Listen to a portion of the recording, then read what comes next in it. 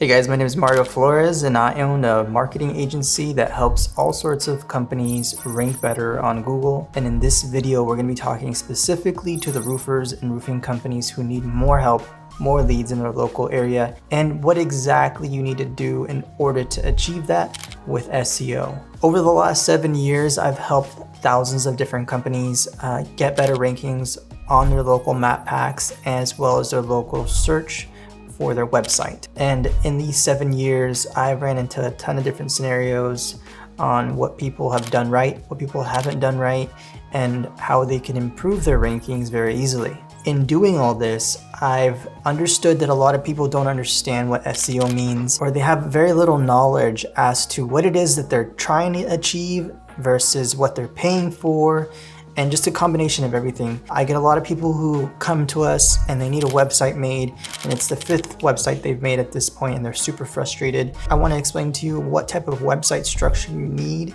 in order to rank for SEO, as well as the other factors that come into ranking, because a lot of people have a different understanding of what SEO is. So I want to go over the entire breakdown of the front page of Google, how it works, how you can get there, and how you can improve your results and get more leads for your business. With that said, if you ever need a website audit, you can head over to rankrite.net, click the free website audit here, and we can audit your website and give you a full understanding of where it is that you rank and how you can rank better. I want to jump on the computer screen now and show you exactly how this works. And we're going to go through and search right now. So most people, when they go to Google and they type in roofing contractor or roofing company, it's going to try and prompt you to finish your result with a near me, because it's pulling the exact location of where your phone is located, where your computer is located, anywhere where your IP is basically. So in this situation, it's really trying to match the search results that best match my location. So I live in Portland, Oregon, more specifically Oregon City, Oregon, which is a suburb outside of downtown Portland, Oregon, maybe like 15 miles away from there. So if we come to the top here, the first part of Google really just shows you sponsored ads. And a sponsored ad is just a PPC campaign. It's called pay per click. So in this scenario, these companies are running an ad, hoping that somebody that clicks on the ad will then become a customer or a hot lead, right? What they're doing is they're trading their clicks for money. And typically the clicks will range anywhere from $15 to $40, depending on the city that you live in, the industry that you're targeting. There's a ton of different scenarios here that need to be accounted for. But the thing here is that not all these clicks will turn into profit, right? A lot of these clicks will be spam, they could be competitors, they could be bots. There's a ton of different things that happen with these clicks, especially if you don't know how to run a PPC campaign correctly. It could really lead to wasting a ton of money on ads.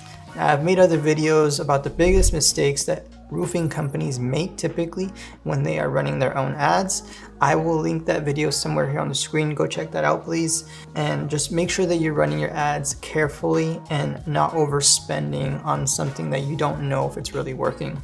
So once you pass the sponsored section, what you'll come across is this map area. This map pack is typically referred to as Google My Business, Google Business Profile, GBP, GMB, Map Pack, 3-Pack. There's a ton of different names it's had over the years. But whenever you hear one of those, we're talking about this specific section of Google. And typically the best way to describe it is, this is where people can leave reviews for your business.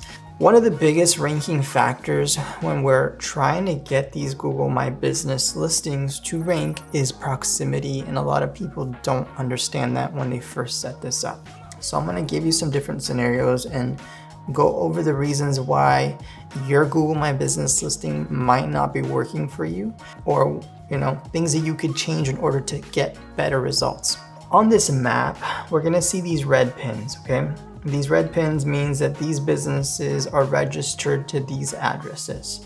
Now, when we look at this map, I am located somewhere over here in this area, okay?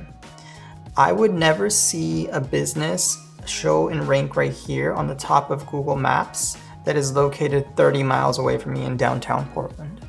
That's not how Google My Business works. It's really just trying to pull the closest location to you to give you a better experience. Just like when you're looking for a restaurant because you're hungry, it's going to show you the restaurants that are closest to you rather than the restaurants that are an hour away from you. So that's typically the number one ranking factor. The secondary factors would be, does the name include the roofing or the specific search phrase that you're looking for in the name of the business? So as you can see here, all the three that it gave us have the words roofing, roof, or roofing again. So that is the second ranking factor. The third ranking factor is, what primary service category is this company using? You can see here that next to the star ratings, it has this thing that says roofing contractor. This means that this company has chose to use a roofing contractor as their primary service category, and this will determine what category they rank the strongest in. So what happens is, if you're a general contractor or if you're doing other services such as tile or landscaping, for example, you won't rank as well for these other subcategories as you would for your primary one. So make sure that you choose the location that you want to best rank in, depending on what part of the city you want jobs in. You want to choose the best name to reflect the type of business and words that you're going after, and then the category that you want to rank for. Those are the three main ones. Understanding what the main search phrases in any city, in any given city is going to be the biggest advantage that you have, okay? So understanding what searches get the most amount of volume is going to be really important. So in every city, you're going to find that there's one main search phrase that people will go after, right? So it could be roofing company, Portland, Oregon, roofing contractor, Portland, Oregon. And this is going to determine what you want your website to rank for, because you wouldn't want to go after a search phrase that gets 10 searches per month versus one that gets 2,000 searches per month. Once you've figured out what the main search phrase in your city is, that is how you want to best name your business, right? So what I mean by that is, if you know the main search phrase in your city that gets the most amount of search volume is roofing contractor, Portland, Oregon, then you want to make sure that your name is as close to that as possible without going into spam. Okay, what I mean by that is, you wouldn't want to name your business roofing contractors in Portland, Oregon. That is violating Google's terms and conditions, and they would need for you to have a DBA that shows that that is the real business name, and it's just not something that you want to do, because they will consistently suspend your listing and you're going to be always fighting them to get it back. So in this situation, I would use some variation of that name. Just keep it as fluid as possible. Keep it so that it doesn't look like spam, but try and include those keywords in the name of the business to give you a better chance of ranking and getting more leads. So now I want to talk about the second part of Google and how you can rank organically, and that is below the map section, and this is called the organic website section. The way that this section is manipulated is by the amount of pages that you have on your website that are targeting the city that the people are searching in that matches the service. So for this example, I'm in Oregon City. I typed in roofing company, Oregon City. Now I want to see what websites Google shows me that match my search phrase. So for this example, the number one website here is roofersoregon.com, and you can see here that they've titled this page Roofing Oregon City Roofing Contractor. So it has all the different variations of our search, as well as you can see here that they've actually put in bold a lot of the words that we searched for as well in our search up here. If you come down here to the second result, you can see that this page is titled Roofing Oregon City, and then we have, like I said again, other words highlighted here that we searched for. So let's go ahead and click on this page and see what this page looks like. One way you can find out what the title is when you're looking at the website is just by hovering over the tab, and it'll show you exactly what this page is titled. And you can see here it says Frontier Roofing, Oregon City, Roofing Contractors, like we already said. And then if you come down, you're gonna find a lot of writing that supports their search phrase or the search phrase that they're trying to go after. But one main thing you can do here is you can locate what their H1 tag is.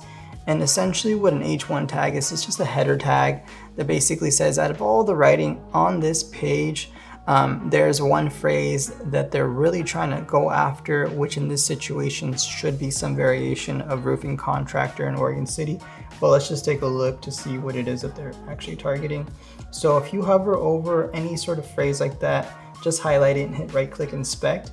It'll tell you if it's in an H1 bracket that this is their main header text. And you can see here that this is the main header that they're using. They're using Frontier Roofing, Roofing Contractors, and Roofer, which lets me know that they are not capitalizing on this exact search phrase. So you could come in, make a new site, have the correct title for the page, then rewrite the H1 tag to say something like Frontier Roofing, Oregon City, Oregon, or just any other different variation that has the words Oregon City in it, and you would outrank this company easily. So these are the main things you need to be doing on each page of your website, is making sure that it has a proper H1 tag that reflects the search phrase you're going after, proper meta description. And the meta description is seen right here, which is this description that you're giving each page. Now, the websites that bring in the most amount of volume and the most amount of leads are the websites that have a lot of pages, okay? So if you're in a metropolitan area that has 30 cities in the area, you want to have a page for each one of those cities targeting roofing contractor, roofing company in every single one of those cities. That is how you're going to show up everywhere in the area for your service. And like I said, the bigger your website is, the more amount of leads it will bring in. So take a close look at your website. Do you have the pages targeting each one of those cities? If you don't, this is something that needs to be done.